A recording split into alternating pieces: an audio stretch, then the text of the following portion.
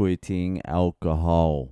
So I definitely made the right call on moving tonight's show to fucking next Saturday, because I did a short spot at the showcase in the room I was meant to do it in tonight, and there was 120, probably 130 people in there.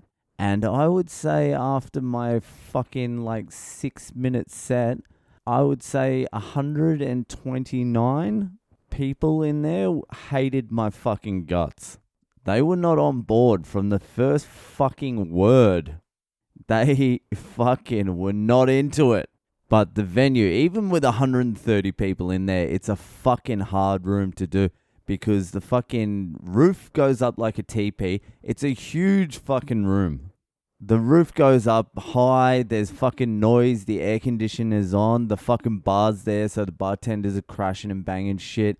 It is a distracting, cavernous fucking room, and most people had a little bit of a fucking struggle tonight, but it definitely wouldn't have worked for my solo show. So as much as it pained me to fucking move you to next Saturday, and I know a few of you fucking can't make it, and a few other of yous I just completely fucked over, but in the end it was the right decision, because if you came and saw the show in that room, you'd be like, what the fuck is this cunt? You would stop fucking listening to the podcast, and you would stop sharing it around with your friends like I ask you to do every fucking day. Anyway, it was just one of those fucking things. It was a fuck over. So last night I was up until 6 fucking a.m. just going around the festival, fucking watching a few shows, catching up with a few comedians. Went out to fucking dinner at 1:30 a.m. with a bunch of comedians, and then just hung out in the street talking shit till fucking 6 a.m. And it was fucking chaos out there. The amount of fucking weirdos that just fucking came out of the woodworks after 4 o'clock, it was insane. And somehow they all fucking found each other and us.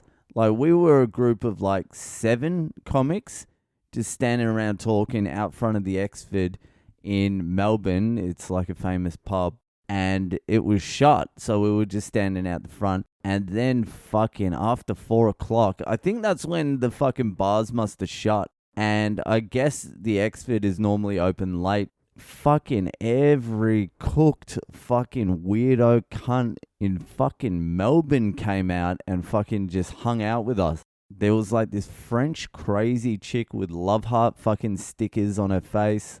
She was getting chased by these fucking I don't know, German gypsy fucking weirdos. Then there was a fucking Australian dude who was just absolutely fucking cooked, and he was in his fucking football singlet, and he was just sitting there and listening to us talk for a while, and then he goes, all right, cunts.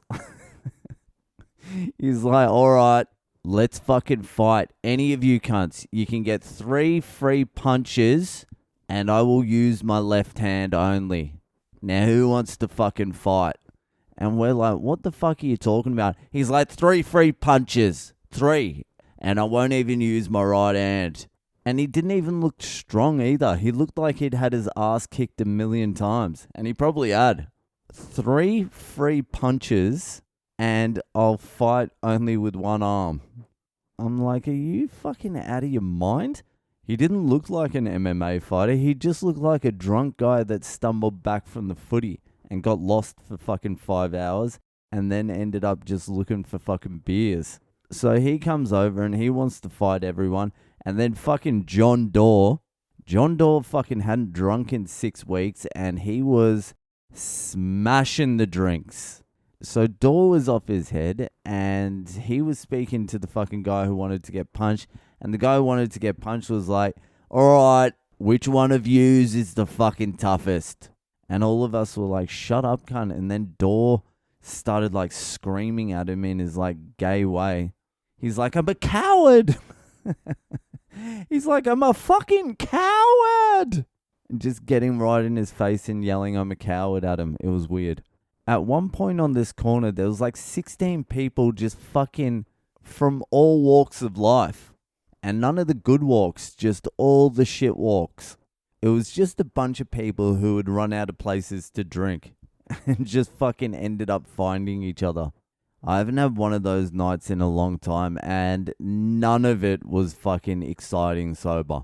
Like, when you're sober, you see it for what it is. Just a bunch of drop kicks on the corner with nowhere else to go. The booze is running off. The clock is ticking. They've got like an hour to find some more booze and keep the night going. Otherwise, it's just fucking get home as soon as possible. Everyone who was talking was like making no sense. It's one of those nights where it would have been my fucking bread and butter if I was drinking. You would be in these deep conversations that at the time seem like they make sense, but if you were looking at it sober, it's incoherent. And then you just would have followed the wave. You would have found some fucking dodgy bar. The French girl would have came with the fucking gypsies. These guys that were trying to pick up the French girl, it was like they were like nervous or something. So they would come over and they would start talking to her. Then they would walk off, think of something else to say. And once they'd thought of it, they would come back and start speaking to her. They were like, hey, in France, is it like the rest of Europe where you can just buy alcohol at 7-Elevens and everywhere? And she's like, huh? And the guys are like, all right, that didn't work. Back to the drawing board. But I got no fucking sleep. I didn't sleep till like 6:30 a.m. Woke up at 11 a.m. because John Doe was fucking listening to something on fucking YouTube. And he's lying there already fucking drinking. He woke up at 10 o'clock and started fucking drinking after we fell asleep at 6:30.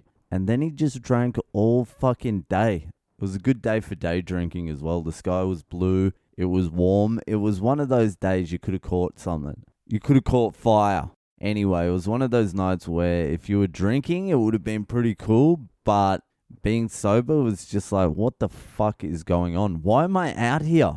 That's what you say a lot when you're sober. You're like, what am I doing here? What's the fucking purpose of this? Anyway, I got to be at the bus stop by 3:30 to fly fucking out of here and get back to Sydney. So I can't even go to sleep tonight because if I fucking fall asleep, I am out for like 12 hours. I'm fucked.